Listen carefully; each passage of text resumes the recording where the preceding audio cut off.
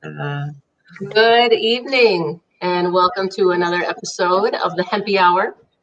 I will be one of your hosts, Gina Mama Epps, and Carter, back from vacation in Bronx. Flo Carter, back from the real beach to this fucking thing. Not quite the same. For me, I appreciate. I saved 50 degrees for her, which she's so grateful for. Well, no, this is our love charm. Right.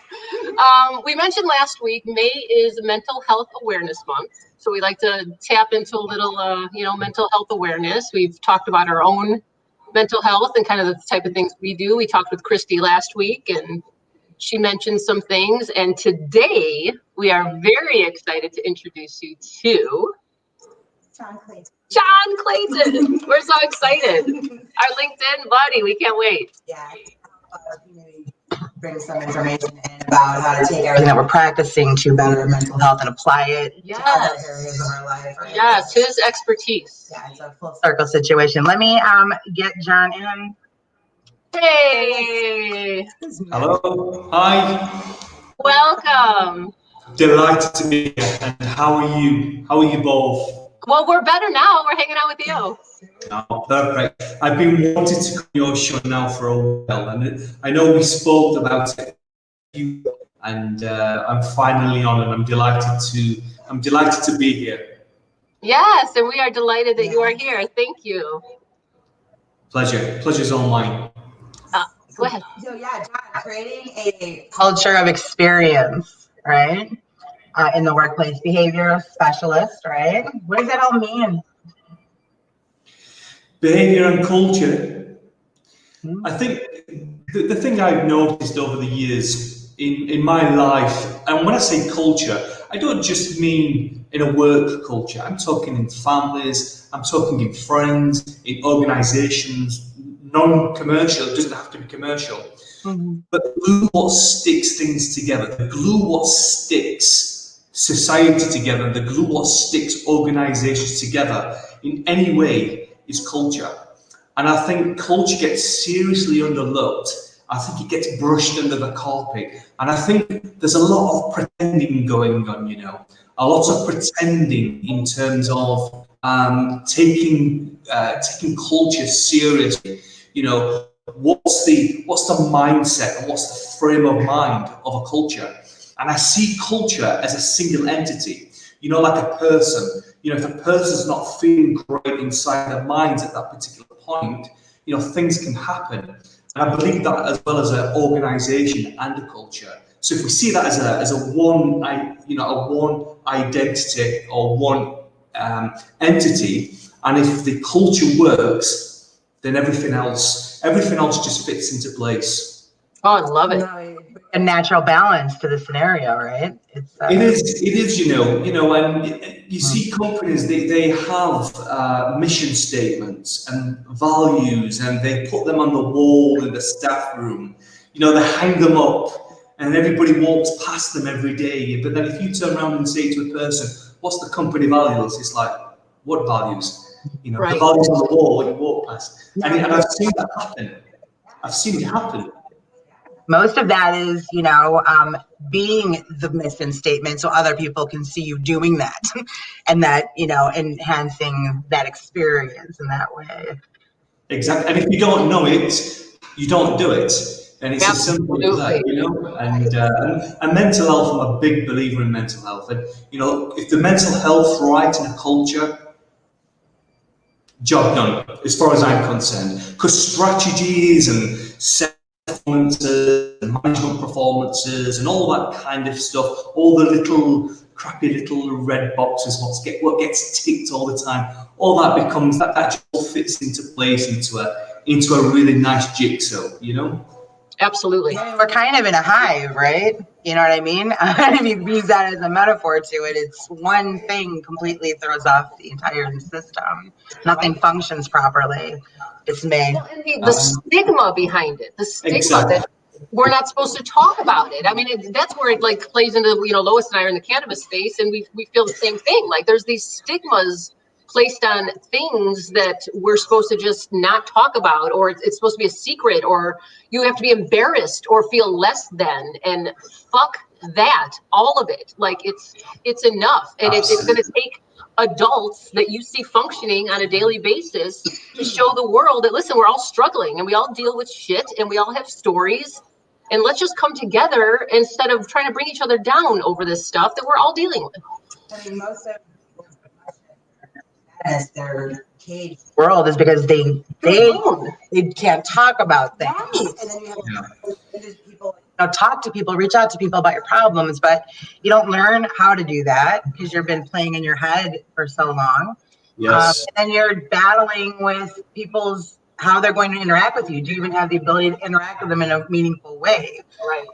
So it's really hard. So that what that does is takes the pressure off the people that are suffering it. I think it does, yeah. And it does, it gets swept under the carpet, and it's like, if we, unresolved things that get swept under the carpet, it just becomes friction, internally, but also externally as well, because whatever's in the mind, whatever things are going on, I can guarantee this, things happen externally, and now I think society now is warming up. We're warming up. We're becoming a little bit more liberated in terms of telling people, being open about how we feel and what we're struggling with. And I think what happens is people listen to that. They relate to it. And I've listened to you guys for quite a few weeks now, and I find myself listening and thinking, actually, yes, that resonates with me. And then we let go of the fear. They say it's the hope what kills you. It's not. It's the fucking fear. Absolutely. It's the fear what kills people. Powerful, love and hate, but no, fear is the most powerful human emotion. Survival mechanism. So it's inherently in us, right? You can change how you react to things you're afraid of. That's where we have the power. But our basic instinct is to fear things to save our life. And that makes you illogical. It makes you not think straight. It makes you, you're working on emotion, and maybe you don't even have all the information you need to be afraid or not afraid, or what that comes with. And indecision itself has its own fears that pile onto it. Yes, exactly. And thankfully now, we talk about culture, and I think now global culture now is just starting to turn. It's starting to happen now where people are talking about mental health, emotions, struggles, things what might have even been taboo, even 4 or 5 years ago. And I think it takes people to be brave and to say, enough's enough. Let's talk about it. Let's all grow up. We're adults. Let's talk, and everything. Then it takes the monkey off the back, so to speak. And a repressed mind. There's nothing worse than a repressed mind. And when we beat repression, when we get rid of all the fear in terms of not talking and not opening up, then it's liberation. I mentioned that yesterday in one of my posts on LinkedIn, and I think we've got to evolve now. And I think this is now a time of evolution where people now starting to pay attention. And social media, it has a lot of negative publicity, but using it the right way and using like you guys are doing with Hemp Sisters, I think it's absolutely brilliant. And I take my hat off to you because we need people like the Hemp Sisters. We need people like you to lead from the front, to tell people what you're doing, what the solutions are, cutting the bullshit. Not telling people what they want to hear, but what they need to hear. And you guys are leaders. I know that for a fact. Thank you. Pleasure. Back on what you were saying as far as recognition and the time being now, Gina and I are old enough to live in a time where if you had a family member or the neighbor down the street had a mental illness, how hard everybody fought to not let that secret be known. Their daughter was in an institution. Like, we're old enough to know that. That was the deep secrets of the families, like these deep, dark secrets. I heard your friend like that too. Yes, of course. Yeah, but where you're right to say about it being the time now is that time has brought more experiences to people in this culture, right? So now people before, from your family to have an experience with mental health. Right, and you don't need to be in a straitjacket. It's the average person. Right. You know what I mean? And that's what I think. There's again with that stigma, people don't understand that. It doesn't mean you've been put away somewhere and you can't be in society anymore. It's the average person just struggling and trying to get through their daily life and deal with what life has brought them in the last few decades or whatever it is. That's absolutely a great knowledge. They grow over your life. Being a professional, that's how you see that. You see adults transforming into decades of mental health. It's a great example, excuse me. It's a great example. You touched on it just now about the perception is having a straitjacket on. Right. Or people with schizophrenia are scary. Yeah, they're scary and crazy, right? It's the other way around. Excuse me, Mom. Excuse me. It's the other way around, and the problem is that you've got the one extreme where you talk about people who are institutionalized, and then you get the other extreme where people appear really good on the outside, but inside they're going, the mind or their lives are in turmoil. And I use this analogy a lot, and you may or may not have heard of it, but life is like a duck on a pond. You see the duck on the surface, nice and flowing, and it looks very peaceful, and you've got it, Lois, and underneath those little legs are flapping, going crazy. Yeah.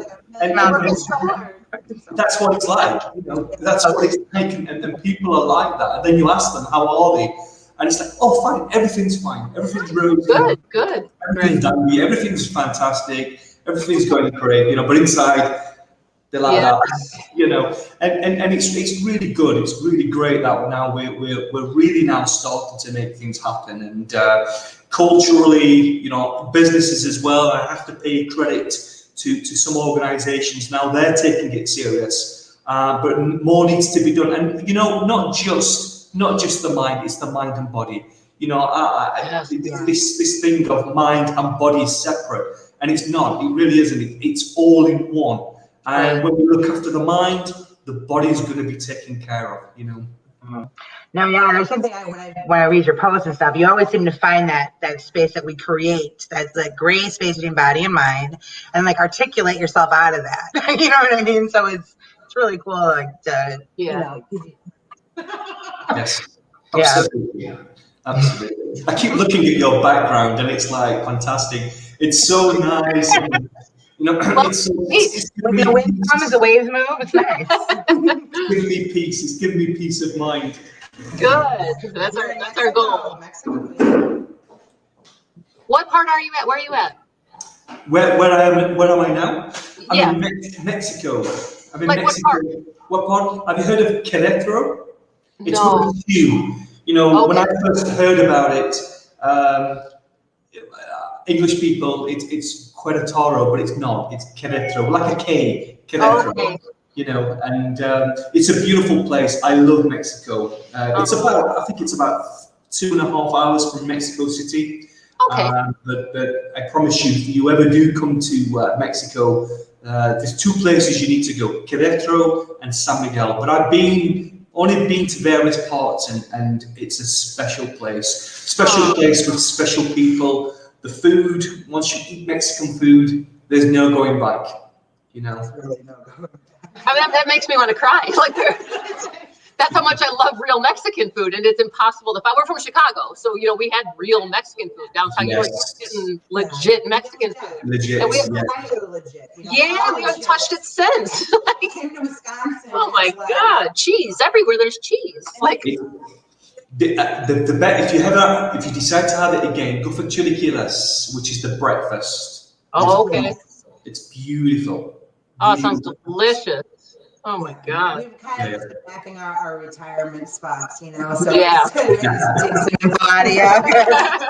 I never wanted to move to Florida. I was just there, and I'm like, I could do it. Yeah, we should. That sounds nice. Yes, it's a beautiful place. There's something for everybody. You've got the weather, you've got the locations are some of the best you'll ever see. The people are just people make places. That's what I believe, and Sure. and people are just magnificent. And any excuse for a party as well. And if you've never been to a Mexican wedding, go. Nope. Oh, that's awesome. Brace yourself, because I've only been to I've been to a couple, and they last all night and all morning. Awesome. Oh, that's awesome. I taught at a predominantly Mexican school for, over 10 years outside Chicago. And I ate the best food of my life. You know what I mean? I coached basketball. The kids would bring in, we'd have full meals, and I was in heaven. Oh, they're so open and giving and loving and sharing. It's if they're grilling, they're calling 10 people from down the street to come over and hang out. Like it's so cool. We're Italian. We're Italian, so it's very similar. Yes. Yeah. Yes. Yes, very expressionate. Very expressionate. I love cool different cultures. And the kissing, it's everywhere. The next time I go to the States, I'll have to pay you a visit to Chicago, because I've never been to Chicago, and I must go there. So when I'm next in the US, I'll be coming and having a beer. Yeah, you better. Totally. So why don't you tell us a little bit about what you do, like, the kind of service you offer to people and how you heal people? Yeah, well, primarily, I'm a trained psychotherapist, a clinical and medical hypnotherapist. So I use a lot of hypnosis. And I work with the unconscious mind, and so that's my profession. I'm a psychotherapist / clinical and medical hypnotherapist. So I integrate everything I do together with NLP, but in a therapeutic context. So I see people on a day-to-day basis. These days now it's mainly online, but also I do trainings as well. So I do corporate trainings, and I do I train people from all sorts of things in terms of how you can help people with their minds. So I go into companies, and if you've got a culture or individuals within a company, and let's say they're not feeling great emotionally at that particular point for whatever reason, my job is to go in there and help them and make them transform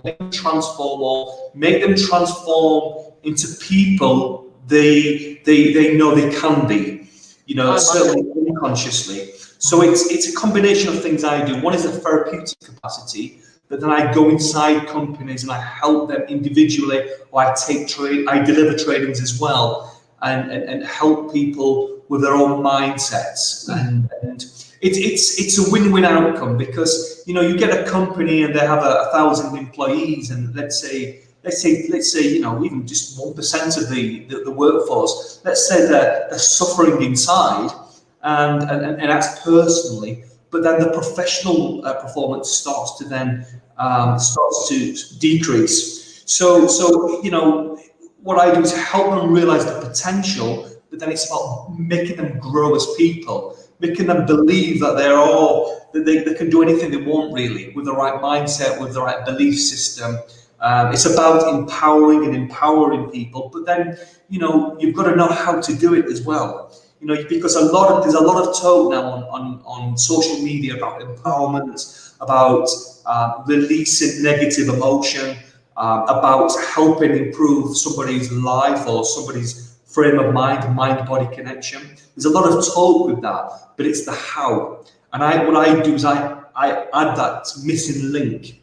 And I've trained and helped thousands of people from really serious conditions, with a multitude of conditions, and I mean, I'll not go into this full story, but I'll keep it short and simple. But, I remember once that a lady came to see me with a multitude of things: mental health, she got sections, she had suicidal thoughts, she had anorexia, she had breakdowns, she was going to lose it. She lost her job, she was losing her children because of her mental health.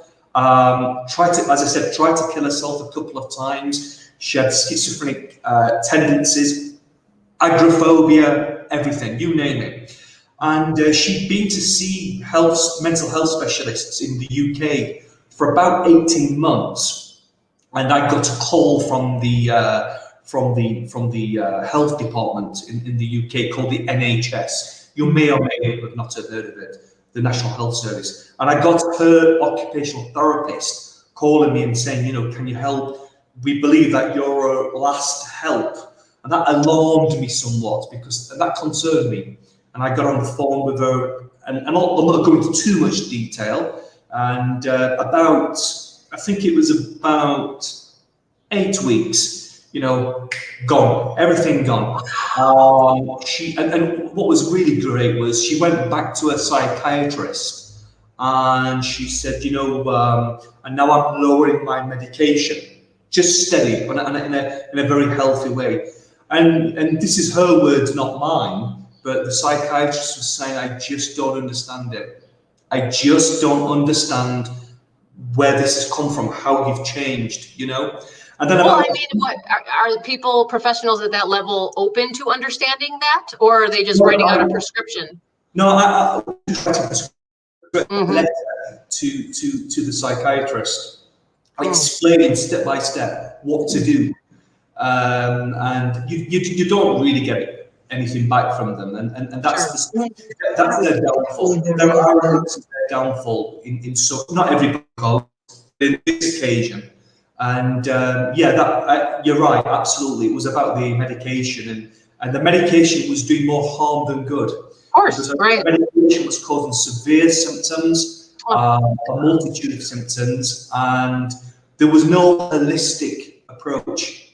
There was no holistic approach where how do you get that person from transforming and from changing, you know, and the symptoms she was getting was causing a conflict in her mind because she was thinking that the symptoms she had was just her own state of mind, when actually fact there was an incongruency because the medication was causing her symptoms, but the symptoms were not real.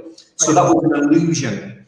And you know, and this is where you guys are coming to it, the Hemp Hour, which I just think it's phenomenal. And then a couple of months later, you know, I was walking into my own local supermarket, and she had a massive fear of supermarkets. And so she walked, you know, just we bumped into each other 2 months afterwards in a supermarket, and it was a very crazy metaphorical ending. You know, she grabbed me and she was like that, and it was absolutely awesome. You know, that's actually like the coolest, like slow motion moments. Memory, You guys were meant to. You were both there for a reason, and that's beautiful.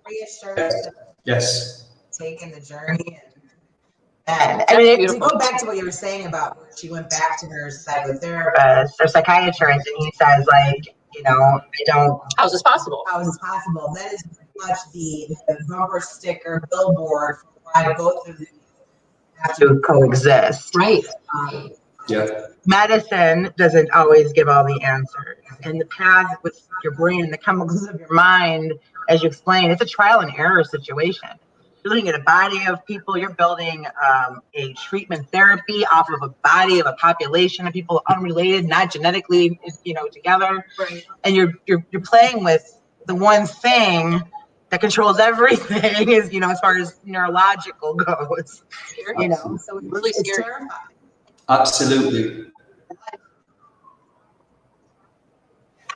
Possibly at the end of that, really creating some conditions that didn't go away.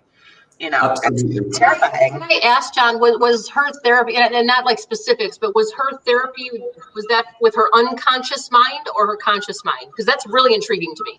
Yeah, it's a great question. I love the question. It was unconscious. Okay. All behavior is unconscious. I mean, I firmly believe that. You're just confirming it. That's incredible. Yeah. All behavior is unconscious, and it starts before the person sits in the chair. It starts before the person sits in the chair. And what I mean by that is I had a chat with her, and she was in real, you know, distress, and the way I was talking was through hypnosis, not hypnosis like we've seen on TV where you're putting somebody to trance or to sleep. No. It's conversational hypnosis where you are helping that person make changes unconsciously.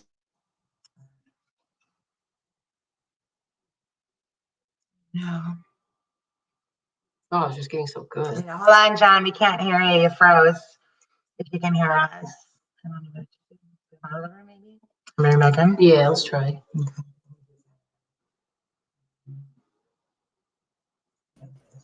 Okay, hello, can you hear me? Yeah, you're back. Okay. Yeah, I think that was me. My apologies. That's okay.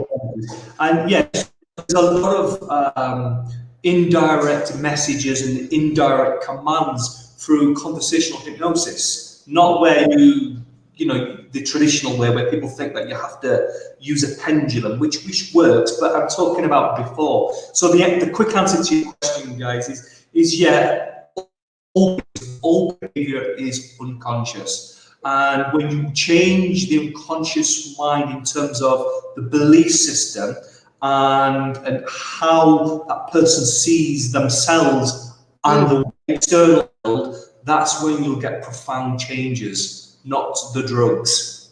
Not the drugs. Kind of an ego,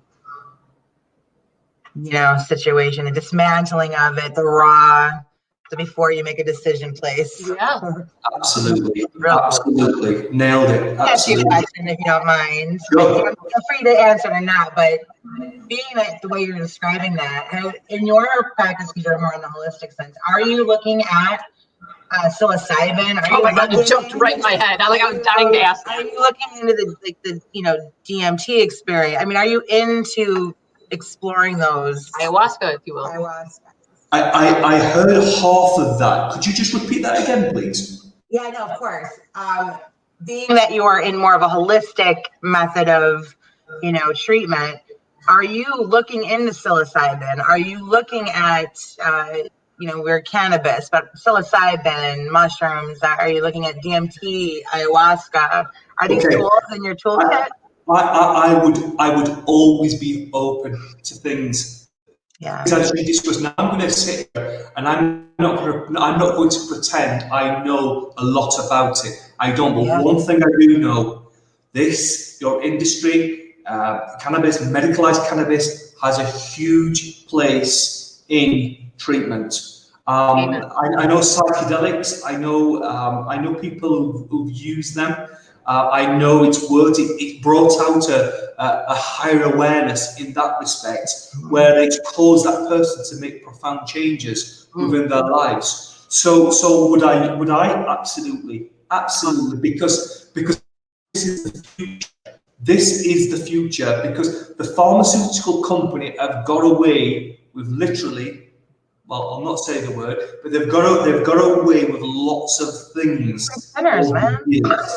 And we have to change where we use alternative medicines, and you guys, what you're providing it and the education you're giving people, I think it's phenomenal. So I would go as far as to say we're not the alternative medicine. The pharmaceuticals are the alternative medicine. Absolutely. If we need to come back to our roots and show them what's up.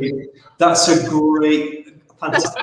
Now that's going to stick with me now, and I'm going to use that because I just think it's phenomenal. And we live in a new world now where we have to now start to make changes in terms of the way we do things, because it's simply not worked now. With all this what's gone on, the pandemics and everything else, what this was feedback from Mother Nature. It was feedback tapping us on the shoulder and saying to us, it's not working. You're global, it's not working, so change. And I think you guys are now at the forefront of change, especially now in this new world we're looking at. My favorite quote comes from George Carlin, and it's his skit about this, where he's like, we're not worried about the planet, saving the planet, like, hey, we're going away. You understand? Like, shaking us off, like, please, done with us. Absolutely. For many reasons. Absolutely. Yes. Yes. We cannot be as arrogant to think that we are not on that path. Every animal on the planet ends there, you know? So what are we doing with the time we have, right? Right. Yep. John, if someone wanted to get a hold of you, or if they wanted to hire you, your services, or at least a consultation or whatever, what would they do? How would they do that? Yeah. Well, actually, as we're talking now, what I'm doing now is I'm now developing a platform. I'm developing my Awesome. website, but I'm also developing an academy. Because it's okay helping one person at a time.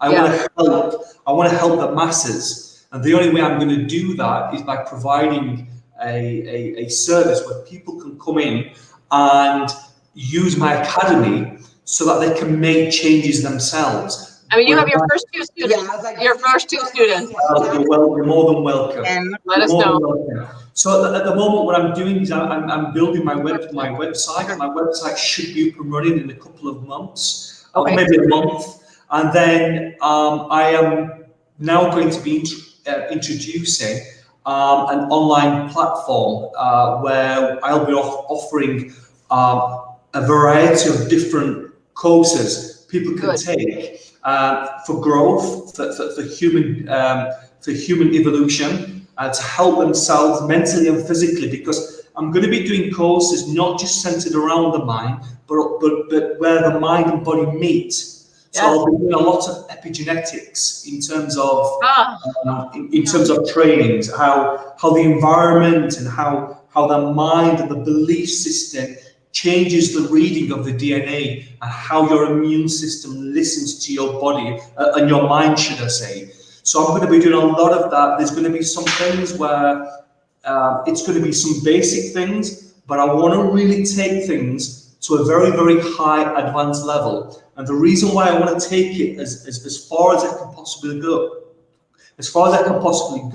in terms of advanced levels of education, is because I think that's where we need to go in order for society to change. And to change for the better, so we can have positive changes. And I'd love to work with you guys if you allow me. So, when I do my trainings, when I do my trainings, with you guys, you're invited to deliver a training, more specifically about what you guys do, because I think people need to know more about what you do. John, and vice versa. Like a collaboration between cannabis and mental health is as good as it gets in my mind. Like it's touching all of our hearts. It's close to everybody, and it's something that everybody needs, young and old. The most important thing, I think it's so important, because we're trying. You're not trying to disassociate from medical world, right? You're not trying to do that. What you talked about, the first thing that came to me, and the more powerful feeling, is the empowerment of what it is to be your own advocate.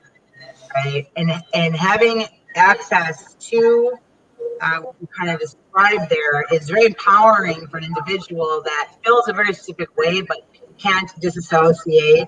Right, is too caught in like the constant repetition of life. But giving them the tools, to start to unravel all of the bullshit that they think is true. Right. Yes. Right? Yes. It's the hugest part of it. Well, that's brilliant. That's awesome. You talk about empowerment. Society lost empowerment over 100 years ago, where we just focused on Newtonian physics. Because people, in the conventional world, it's in the conventional medical world, it's all about physical, the mechanics. That the genes control our future. In terms of if you've got a genetic default, or it's because your genes. That takes the power out of the person, and it takes the power and puts the power in the palms of the pharmaceutical companies.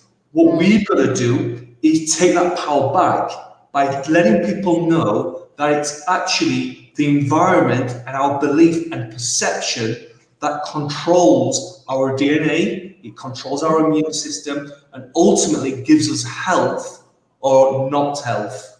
And I believe with you guys as well, there's a huge bridge there. Yes. And I'm not against conventional medicine. I'm not against it. I think not either. There's a place for it.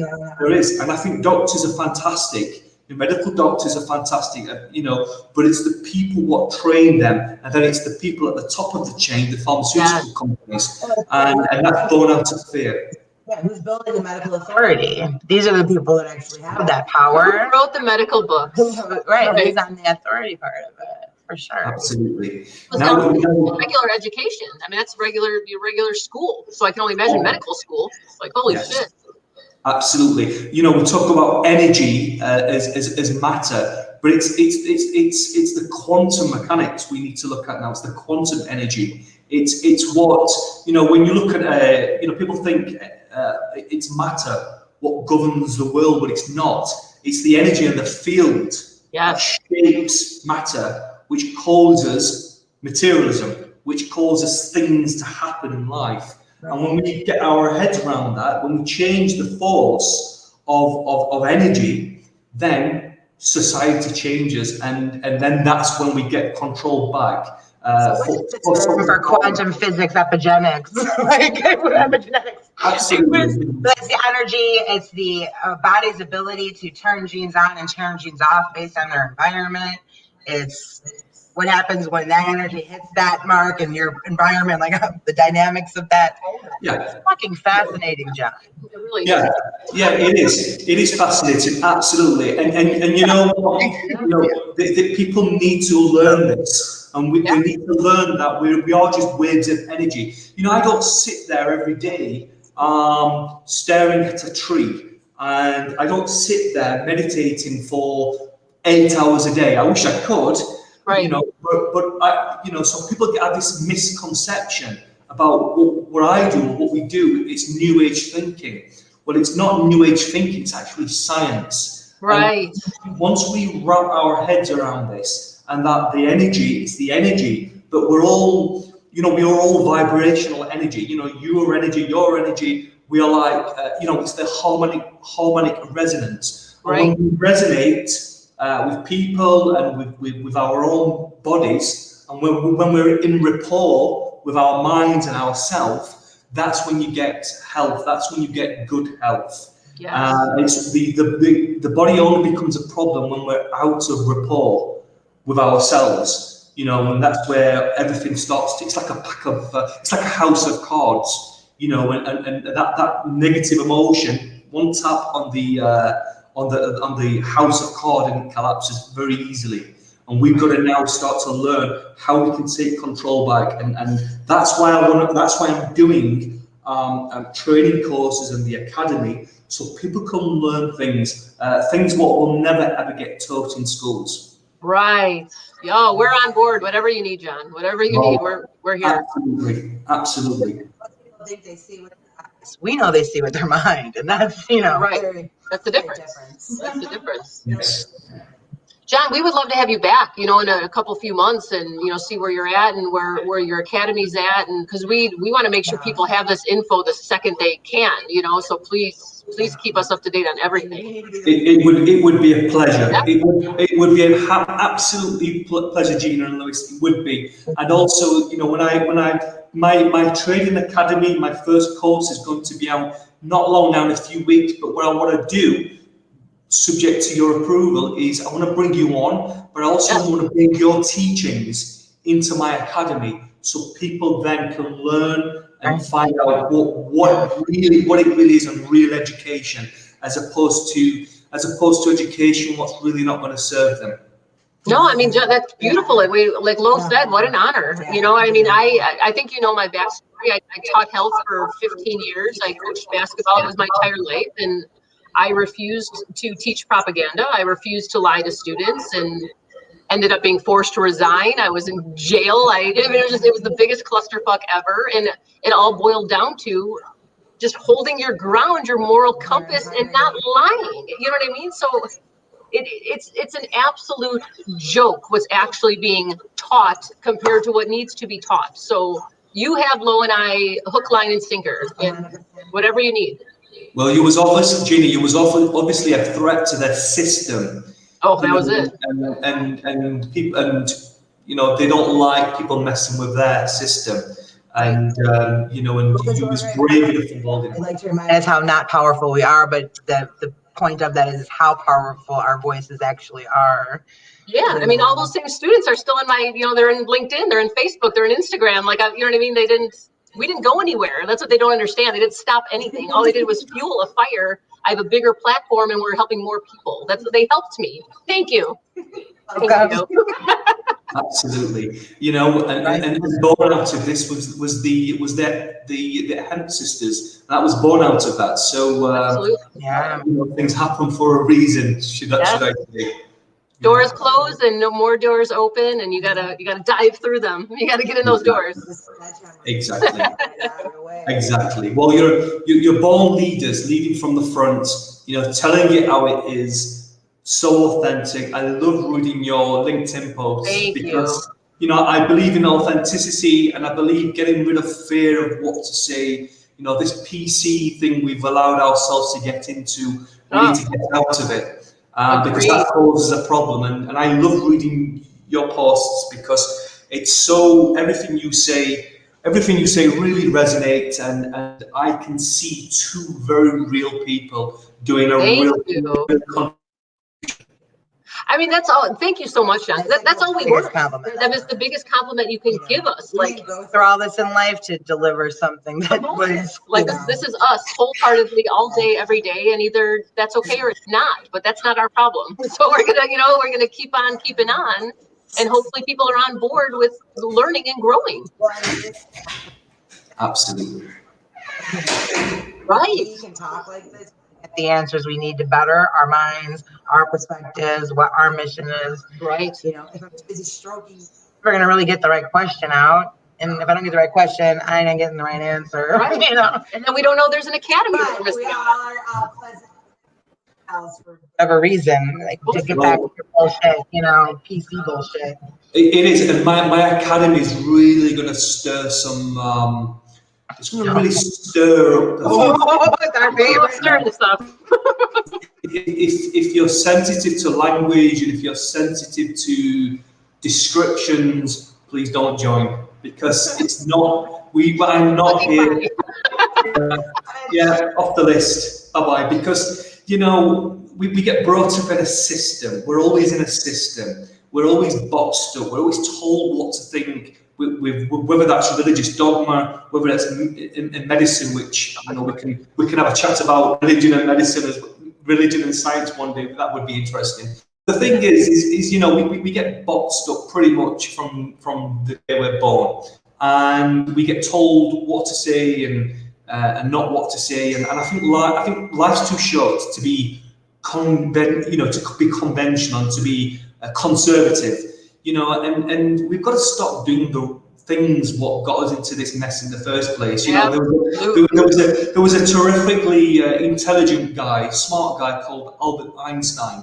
And doing the same things over and over again and expecting the same results. No, it's not. You've got to be different. Definition of insanity. Right. Same thing over and over again and expecting different results. That's the one. That's the one. That's the one. So you are your own savior or your own hell. In a lot of cases. Yeah.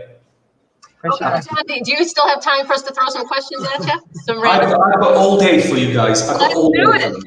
All right. I'm going to really try to coordinate this like a professional, but all right. We're going to start with...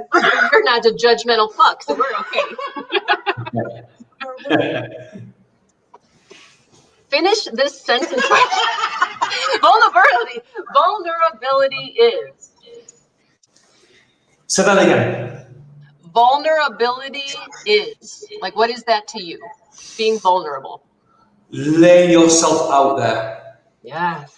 Just letting yourself out there. Don't be frightened of being judged, because the person doing the judgment is just looking in the mirror. Yes! Woo! That's gonna be a piece of content right there. That should go on the diploma we got from your training classes, from your academy. I want a buffer. Fantastic. I'll take a silly. All right. If you were given the opportunity to fly into space, given today's technology, would you take it? Yes. I would, but I would like to come back as well. And I'll tell you what, I'll tell you the reason why I would like to fly into space, because I thought about this a few years ago. What I would like to do is take my clients with me. Ooh. And I would say to them, so you're having a problem because you're not where you are in life, or you're having a problem because you didn't get that small thing in life, you haven't got it yet.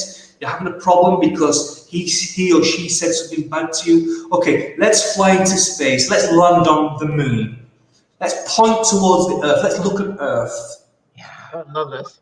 Now, where's your problems? Right. Because there's So let's talk about something putting in perspective.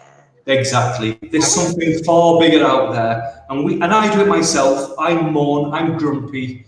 You know, so Mr. Positive here isn't always positive. You know, I'm grumpy as well, and sometimes I sometimes want to throw things, and I get frustrated. But I sometimes do throw things. absolutely, yes. I've done that a few times, you know. I've done that a few times. So yes, I would fly, but my people with me as well, to go fly to the moon, look at Earth, and say, look, this is what it's all about. I love that. I love that. I mean, I firmly believe like there's no death. Our energy is transformed. We're just in the stars doing our thing. And well, your signal is still out there. Your energy, your signal is still out there. So wherever you go, wherever you go, it's going to be there. So who cares? I love it. Man, I've always thought I was so crazy my whole life. I feel real good right now. Besides you. You said it. Most people. All right. What is one of your favorite memories? One of my favorite. Oh, now that is a tough question. Yeah. What's one of my favorite memories? My favorite memory. Gosh, you've caught me. You've really got. I didn't think you would catch me out. I'm going to be quick for the purpose of time. The day you met the Hemp sisters. One of my favorite memories was, I guess, one of my favorite memories was actually at the time winning in you know, you guys call it soccer. Brian, we call it football. Exactly. And I think I was around 10 years old and we was playing, you know, and we won this competition and we won it. But what was really made it stand out for me was the first time I ever won anything in terms of achievement. And what that proved to me was that if you work hard enough and you focus and you let that self-doubt go outside of your head, you know, you can really achieve anything. Now, it doesn't matter how big or small it is. And that was one of my first achievements because, you know, when I was at school, you know, school never really interested me, I'll be honest. You know, quite frankly, it bored me. And therefore, as a consequence, I suffered, which was my responsibility. That has to be acknowledged. But I'm dyslexic. And let me tell you, it's a challenging thing when you're 12 years old, still trying to write certain things and comprehend things. So winning that tournament in football or in soccer, if you're from the States, really was a gate that opened, a gate of possibility. You know, so that was one of my favorite memories.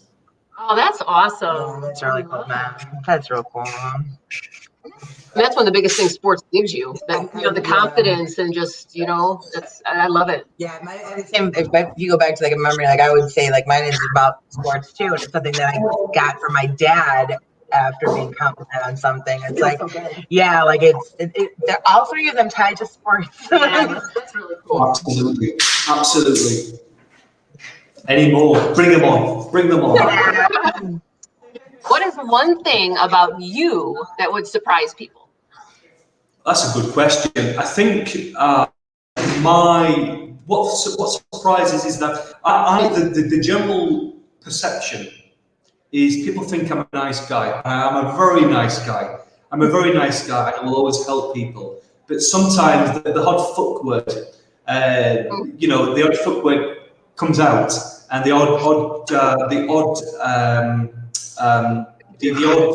the right word, controversial thing might come out, and that raises eyebrows, especially when they're really conservative. I love it. You know, when people are by nature judgmental. You know, when they're really judgmental, and whatever makes them judgmental. If it's real, you know, judgment in religion in terms of really judgmental or something like that. I love to make comments. Something that's a little bit taboo. Something taboo, you know. and that surprises people. But you've got to wait for the right moment. You've got to wait until they're drinking the first sip so that you tell them That's awesome. No, right? You're not a Virgo, are you? No, Taurus. It was my birthday yesterday. That's awesome. So close. You should kindred spirits. Yeah, I'm pretty sure you're my kindred spirit. All right. Knowing what you know now, what advice would you give your 18-year-old self? Ooh, good one. What advice would I give myself as an 18-year-old? Don't worry about the future. Don't. Yes. It's probably an old cliche. Most people don't worry about the future.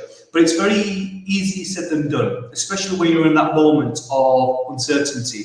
So what I would really say to my 18-year-old self would, don't worry about the future. Focus on the present. Okay, you can have an eye on the future, but don't look too far. Don't look 20 years, in 20 years, at 38 years old when you're in your 40s. So I would say to myself, take care of now. I love that. Focus on now. Stop worrying about the future and let go of uncertainty. Because you're going to be uncertain in times, whether you like it or not, John. You're going to be uncertain. There's going to be times in your life where you're not going to be certain about something. So just embrace it. Yes. Yeah, because I think if we set those expectations so hard for ourselves when we get to that age, we are hard on ourselves. Setting yourself up for failure. Yeah. Absolutely. Yes, absolutely. And that knows is the time it takes to get there. Like that's it. There is no. I love that. Absolutely. That's a phenomenal answer. You're killing the rapid fire. How would you rate your karaoke skills on a scale of 1 to Mariah? Oh, fucking hell. That's a 1.1. It's a -1. They're off the wall. In Mexico, they love to sing, and you know what? There's some talented people in Mexico who can sing, and they get, of course, they're going to get me on karaoke. My favorite song I like to sing is. No, What was it? Tequila. Do you just gather at the mic while it's happening and just drink, and then when it's time to drop it, you do drop it? Tequila's the song, because I don't know if you've heard the song Tequila. It's the only word. It's the only lyric. Tequila. I'm so bad. I'm so bad. I even missed the timing. All right, so now I'm definitely going karaoke with you. For sure. There's nothing better than singer. I love it. All right, so you. All right, what qualities do you value in the people with whom you spend time? Integrity. Yes. Integrity, and how you treat people. I think integrity with how you treat people. I judge people on how they treat other people. Me too. And whether maybe I shouldn't judge that other person, of course, but no, I'm a big believer in treating human beings with respect, with love, with comfort, with open and honest, with quality conversations. But right at the top of my list is how you integrity with people, how you deal with people. There's this. I remember the quote word for word, but integrity is when you do something good without people even looking. But nobody's watching. Exactly. And integrity is learned behavior, or is it something that? Do you feel like integrity is a learned behavior, or is it a inherent to your character? I think predominantly it's the environment you say it's learned behavior, and I would say yes, predominantly. But and then I think it requires a complex answer, because I think then your ego takes into place. Your ego, your environment, and sometimes we have impulsive behavior deal with people or how we treat people. So I guess it's a combination of a lot. But I think the biggest one is the environment you've been brought up in at that particular point. Yeah. You know, from growing up, how you treat people. I love it. Very, very unique type of compass, right? It's Much needed. Yeah. All right, if you could leave our viewers with one final tidbit of awesomeness, what would it be? I think just be yourself. Oh, God, we love you. You know, don't have this facade, don't create a facade how people want you to be. You know, go on how you want to be. That's my phone telling me. That's my music manager. Tequila. Yeah, he's watching this, and he's ringing up now, calling me. You know, can I perhaps get on a on a song? You know, that was my music manager. That was Simon Cowell, by the way. Oh, that's awesome. Yeah, I think be yourself. Brothers Nation leader. Brothers Nation. You're in. Seriously. I'm trying to be Absolutely.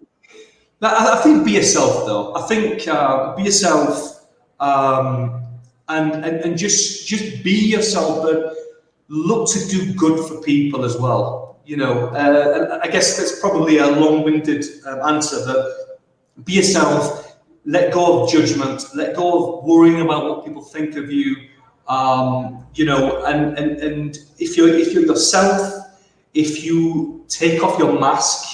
If you expose yourself, not expose yourself in that way, unless you're a naturist. Maybe a naturist. Well, if you're a naturist, go crazy with it. But whatever makes you comfortable.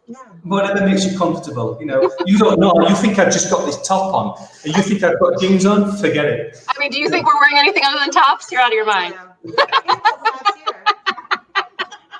Bottoms are not for us.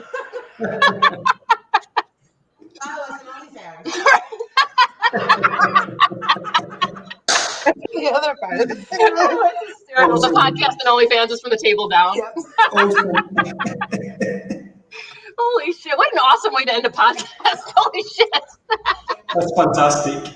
John, thank you so much for your time today. Pleasure is mine. Pleasure is mine. I mean, we already adored you, and we knew this would be like this. Like, we're like, we can't wait for this, but just thank you. Thank you for being you. No, thank you. We want to be part of. Yeah, you're stuck with us now. Absolutely. No, it's been a pleasure, and I'd love to come back. And you know, when I get my live podcasts, video podcasts, even my because I have a audio podcast as well. I would love it if you guys could come on. Yes, I would love that. Because I want you to spread the message with the mission you guys are on, and I would love it if you want to go on my podcast. Please let me know, and I'll be more than happy to. Yes, we're in. Just let us know when. Thank you. Will do. Okay, thank you so much for your time, John. Have an amazing rest of your evening. Thank you for having me. Bye-bye. One love. Bye-bye. Oh, guys. You know, we've had some really good podcasts, but you know, we don't know John in person. Like, we met John on social media, we met John on LinkedIn, and you know, you just get those vibes. Like, sometimes you just get vibes from people, and you just click, and you know that, you know, there's that synergy and that chemistry, and that's everything I thought it would be, and then some. Yeah, my first comment he was talking about personality traits, and I was going through my Enneagram phase, if you remember. Yes.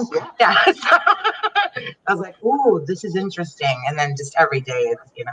Well, yeah, and I mean, you guys know, I mean, we're, like John said, like, we're an open book on social media. Like, you're going to know shit that you don't want to know about us. You know, that's just how we are. And we know there's somebody out there that's going to relate to it. So being open and honest and being able to talk about mental health, we all struggle. We all have stresses and anxieties. And, you know, we go through depressive states, and it's okay. And it needs to be talked about. There doesn't need to be a stigma. No one needs to be embarrassed. Because we're all human. You don't have to every day wake up and go publicly about what happens the moment you open your eyes to your clothes. But you have to be able to have that outlet to be able to say something when you have to say something. Yes. And know that someone's listening and you're not alone. And no matter what you are going through, you are not alone. Okay. And just Lois and I, our Hemp Sisters Nation, we're here from you. This is everything we believe in: community, love, and light, and being there for one another. So you guys know this by now, and we're not going to stop. We're going to shove it down our throats. We know what it means to us, and we want to know what it means to you, right? Yes. And what we can do. Yes. So again, we thank you for joining us, whether you are watching or listening. We appreciate your time, and we hope you have an amazing rest of your evening. One love. All right. The beach. Oh, I'm gonna just jam it up at the beach. God, thank you so much, man. Have a good one.